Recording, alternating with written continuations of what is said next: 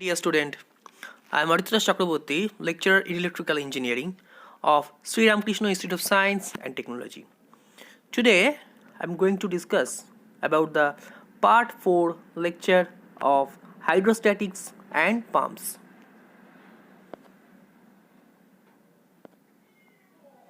The first slide is the classification of manometer. There are mainly 5 types of manometer which are used to measure the pressure. The number 1 is the U-tube manometer or the double column manometer. Number 2, the inverted U-tube manometer. Number 3, the single column manometer. Number 4, the inclined tube manometer. And the last one is the micromanometer, or you can say U-tube with enlarged end manometer. Now, the first one is the U-tube manometer or the double column manometer. Manometers are pressure gauging device using columns of different liquids. So different types of fluids are used in manometer. The fluid whose pressure is to be determined is called the metered fluid, while the other fluid is called the manometer fluid. The manometer fluid may be of higher density or lower density than that of the metered fluid. So this device can be used to gauge pressure of liquids as well as gases. Manometers have connecting U-shaped tubes containing different fluids.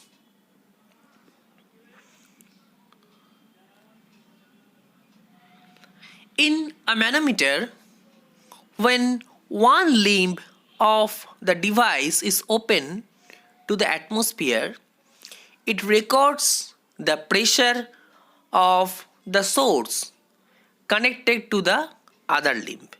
So there are two limbs of the U-shaped manometer.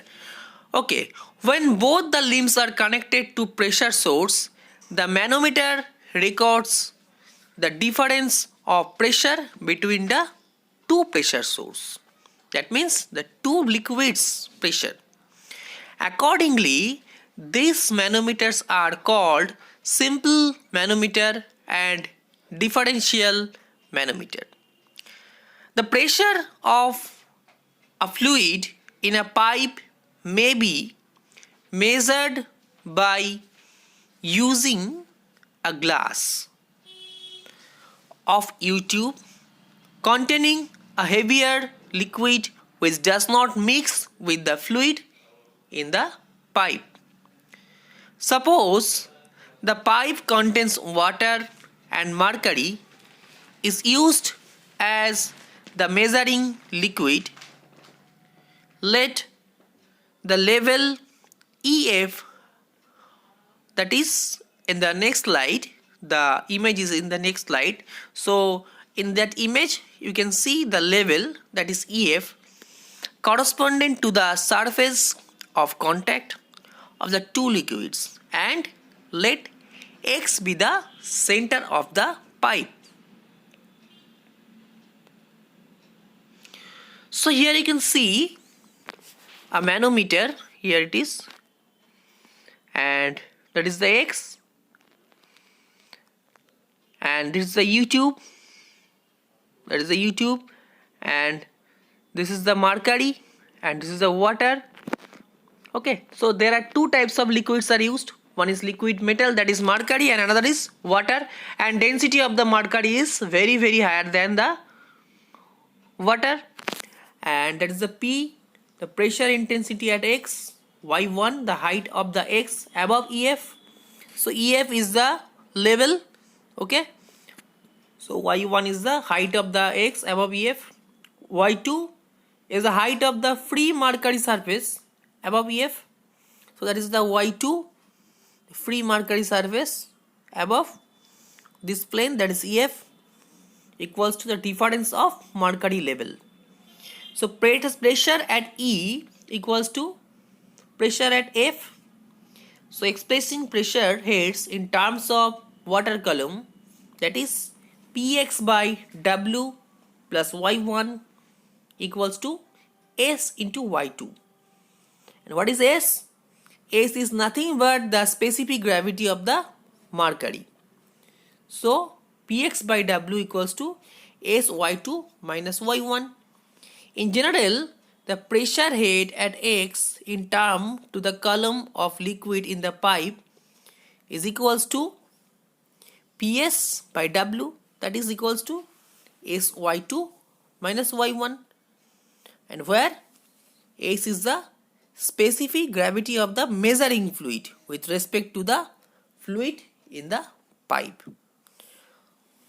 So now the next slide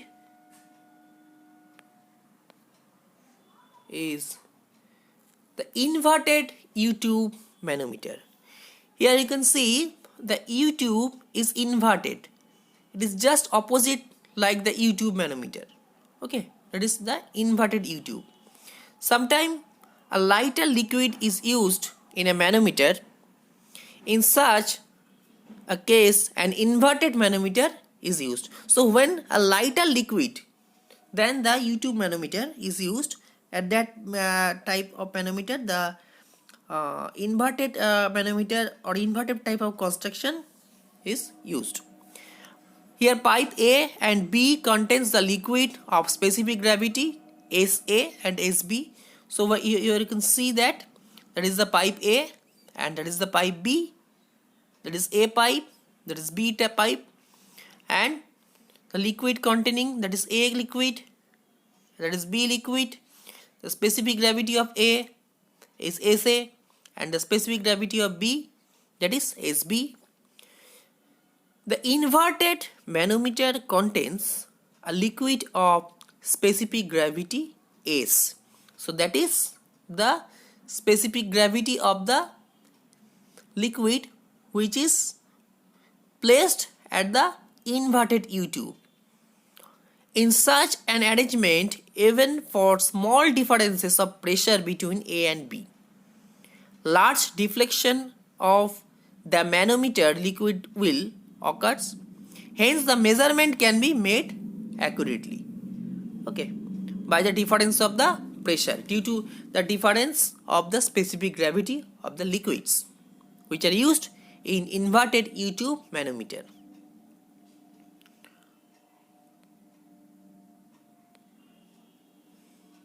So now the single column manometer.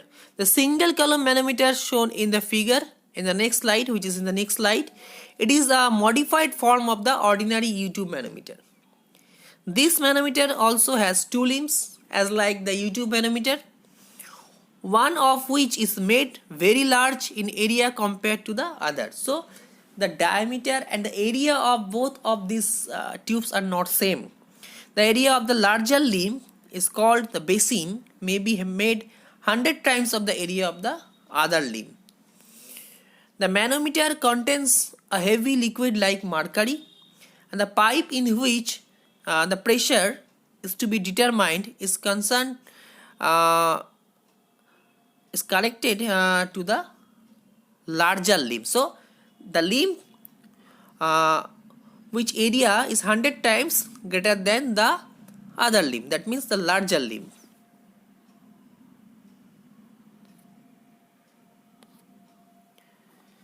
So here you can see that is the U-tube area, and you can see here the difference between two limbs area. So any pressure change in the pipe may only produce a very small change in level of the manometer liquid surface in the basin. This change in level may be neglected. Hence, the reading in the narrow tube only is to be taken.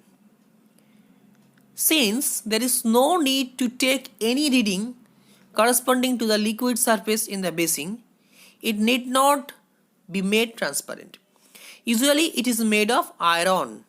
So that limb is made by iron, and the other limb, that is the narrow tube, may be vertical or inclined to make it more sensitive.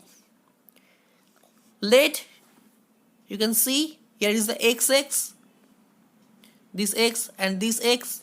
So x-axis be the level of the manometer liquid in the basin, and the narrow tube when the manometer is not connected to the pipe. So when it is not connected to the pipe, that is the base. Let after connecting the pipe to the manometer, the drop in manometer liquid level in the basin be A, or here del H1. So here it is the del H1, that is. So after connecting the pipe, the level of the liquid is, that is the del H1. And let H2 the rise of manometer liquid level in the narrow limb. So that is, here you can see, that is the H2, and A is the cross sectional area of the basin, that is the basin, or the tube which has the thick area, that is A, the cross sectional area of the basin. And now the small a, the cross sectional area of the narrow limb, the cross sectional area of the narrow limb, that is small a. S is the specific gravity of the liquid in the pipe, and Sm is the specific gravity of the liquid in the manometer, and S dash is the specific gravity of the liquid in the manometer relative to the liquid in the pipe.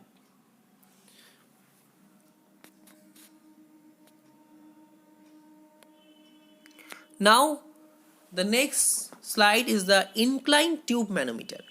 This is an improvement over the single column manometer. In this case, the manometer tube is made inclined in order to make it more sensitive. Figure shows in this type of manometer. The next slide. In this case, the displacement of the heavy liquid in the narrow tube is relatively greater, and hence reading can be taken more accurately. So by this manometer, the precision measurement can be possible. So you can see here, that is the inclined tube manometer. So that is the inclined tube. Okay. So let theta be the inclination. So that is the theta, the inclination angle of the tube with the horizontal. In order to overcome the effect of surface tension, theta shall not be less than 4 degrees. So the value of the theta must be more than 4 degrees. That is L equals to length of the liquid column in the tube above the level of the heavy liquid surface in the basin. Okay.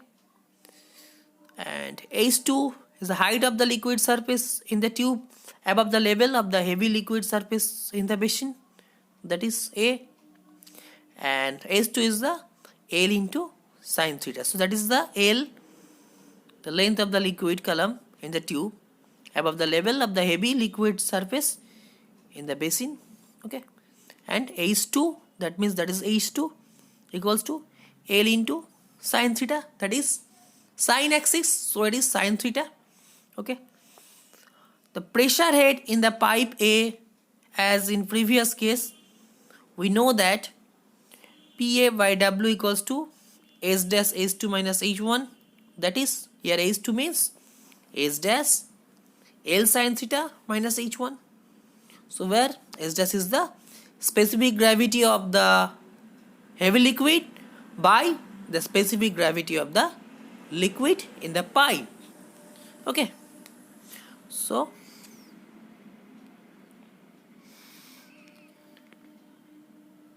now the micromanometer or the U-tube with enlarged ends. So that is also an advanced type of manometer.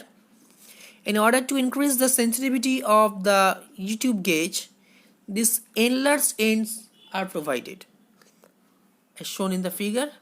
You can see here the inlets end. These are the inlets end. Such arrangement is called a micromanometer. Okay. In this device, we use two immiscible manometer liquids. So this is a liquid which is used in this limb, and that is the another type of liquid. Okay. Let S1 and S2 be the specific gravity of the two manometer liquids, and let's S1 greater than S2. So the specific gravity of the S1 is greater than the S2 liquid. The denser liquid will fill the bottom of the U-tube. So if S1 specific gravity is more than the S2, then this high density liquid fill the bottom side of the U-tube. Let A is the area of each enlarged end, and small a is the area of the tube. So that is the small a, that is the area of the tube. When the pressure applies to the two limbs are equal, that is when P1 equals to P2, when these two pressure are equal, P1 and P2, let the surface of separation between the two liquids is XX. So that is the surface separation of between the two liquids, that is XX. Let in this condition the head of the lighter manometer liquid be H above the XX. So that is the head of the lighter liquid in this limb, that is H. Pressure at XX must be the same in the two limbs. Okay.